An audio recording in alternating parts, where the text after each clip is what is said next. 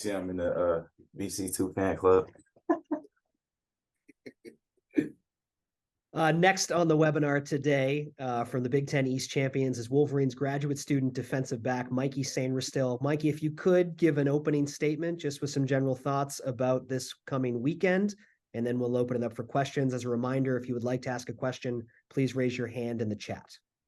Definitely excited to, take advantage of this opportunity we have in front of us, in a rematch against Iowa for the Big Ten championship. Very exciting. Unfortunately, we don't get to play against our, former teammates, Cade and Eric. But, I've already spoken to Eric. He's super fired up. Haven't had the chance to talk to Cade yet. But, as far as this team goes, man, I'm so happy we're in this position. It's a great position to be in.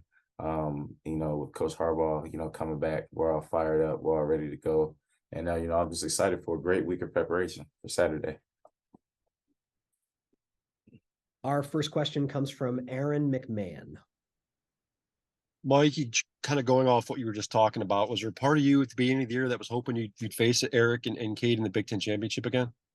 Oh yeah, I mean, we knew, them two guys transferring over there was gonna help, that team tremendously. A team that already has a really good defense. Just them two alone going over there and being able to add to, what that offense does schematically would help that team out a lot. But it's unfortunate for them both to have the injuries that they suffered this season. But we talked about it. We said, look, Cade and Eric are going over there.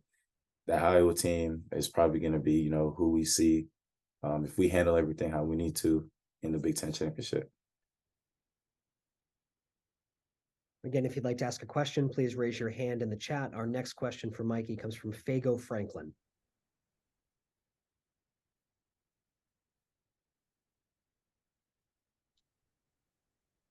Hey, Mike, for you, what does it mean to you to not just be a leader on the field, but show class and character off the field? Because your coach gave you a lot of praise.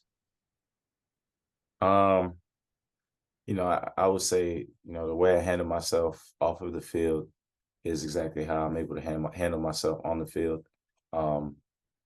Just being somebody who's always looking to do the right things, who's always looking to, put other people first, take care of my family, take care of myself. It's funny because I spoke about this with Coach yesterday. If you do those two things, then you'll always be able to take care of the team, because how you do one thing is how you do everything. So just being someone who, wake up, take care of my bed, clean whatever's around the house, do the things I have to do necessary before I step into the building, get myself on the right path for the day. It allows me to, have a great rest of my day every single day. So, just how I carry myself outside of here is what helps me, carry myself inside of this building, as well as the group of people that I'm surrounded by, who are always, helping me find ways to elevate while elevating themselves. It just works hand in hand. Our next question comes from Larry Lage. Can you share with us when's the first time you communicated with or saw Coach Harbaugh personally and as a team after the game Saturday? I sent Coach Harbaugh a text after the game, just saying, Coach, we did that for you, love you.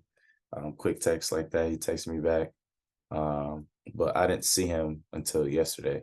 So I know I think I saw, a couple things out there like where did Coach watch the game? And JJ said they were trying to get him into Chrysler or whatever. He didn't want, I don't know. But I didn't see him till Sunday, yesterday. Our next question is from Angelique Chenglis. Mikey, two quick questions. Have you had a chance to visit with Zach, and how devastating was that for the team in that moment? And my second question is, everybody focuses on Iowa's defense and how strong it is, but what have you seen from their offense? So for your first question, I sent Zach a text after the game, just saying, we're with you. I told you we have your back.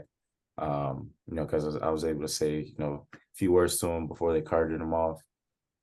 He texted me back, and then later on he posted that night, So that was really good to see, really uplifting.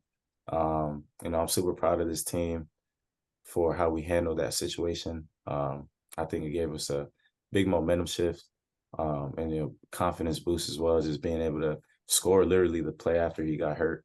You know, that meant a lot to this team, but that just goes to show like how we say we have each other's backs. Um, and then, you know, as far as Iowa's offense, um, you know, with like I said, with Cade being out and, you know, some issues in the tight end room with Eric being hurt and I forgot the other tight end's last name. I'm pretty sure he's hurt as well. So there's, you know, there's some struggles there, but they're probably, you know, gonna come out, run the ball, um, and you know, try to, you know, take control over the line of scrimmage, you know, early on in the game, and you know, potentially set up play action, movement passes. Um, 12 personnel heavy team, 21 personnel heavy team. So you know, I'm just, you know, looking forward to the game plan that we have for him.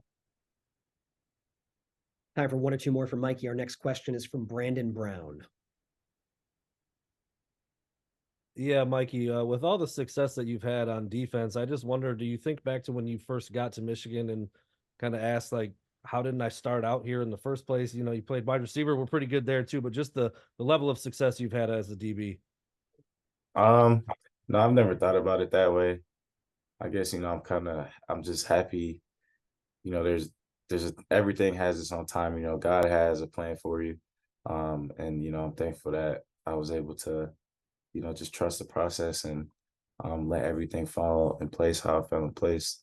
Never, you know, trying to rush things, just being patient and, you know, staying where my feet are. Just, you know, when I was playing receiver, I wanted to be the best version of a receiver I could be. Now moving to DB, I want to be the best DB I could be. So, you know, I'm glad I am where I am at the moment. Our last question from Mikey comes from Michael Cohen. Hey, Mike, I know you're not a defensive lineman, but from what you've observed about Coach Elston or heard from your teammates, what has he done to develop Mason and Kenneth so well, in addition to the talent that those two guys already have? Um, you know, I see the, you know, what they do in pre-practice and even during practice, like drills, the fundamental stuff they do.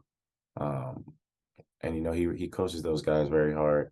And you know, those are players who accept the coaching, listen to the coaching, and aren't afraid of criticism. And so when you have players who are able to take coaching from a very great coach as well, someone who played the position, who literally played in, you know, the same uniform you wear, sat in the same seats you sat. Um, there's a direct connection there. So it's not hard to be coached by someone like that. And Coach Elston's a guy who's, you know, constantly fired up. Energy's always through the roof. And, you know, if I was a D lineman, I'd say it's fun to play for a coach like that. Mikey, thank you very much for your time today. Good luck this week in practice. We'll see you in Indianapolis. Thank you.